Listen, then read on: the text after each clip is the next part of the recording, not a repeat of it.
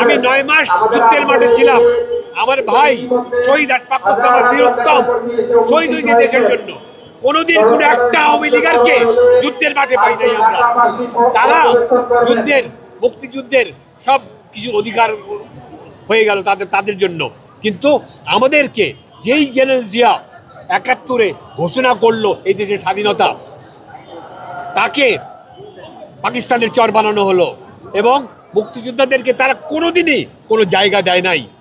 এই 54 বছর আমরা একটা অবহেলার মধ্যে ছিলাম, আমরা অবাঞ্ছিত ছিলাম। এই 5ই আগস্টে এই 15 বছর বিএনপি রাজপথে ছিল, সমানে সমানে মুক্তিযুদ্ধ সমানে সমানে তারা লড়াই করেছে বিএনপির সাথে, এই আওয়ামী লীগের সাথে, এবং তারা আওয়ামী লীগকে সমানে সমানে প্রতিহত করেছে।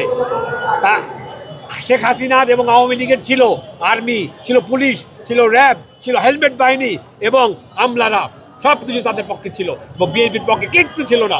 বিএনপি তার নিজ রাজনৈতিক শক্তি দিয়ে অবস্থান করছিল। 5 তারিখের পরে সেটা একটা জিনিসটা ঘুরে গেল। এখন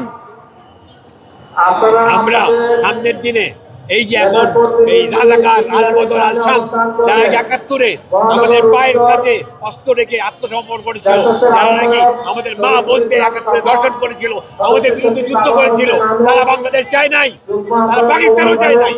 এখন আবার তারা বলছে তারা এই দেশ পরিচালনা করবে। এত সোজা আমরা বেঁচে থাকতে সেটা হবে না। আমরা জিয়ার আদর্শে আমরা এই দেশকে এগিয়ে নিয়ে যাব।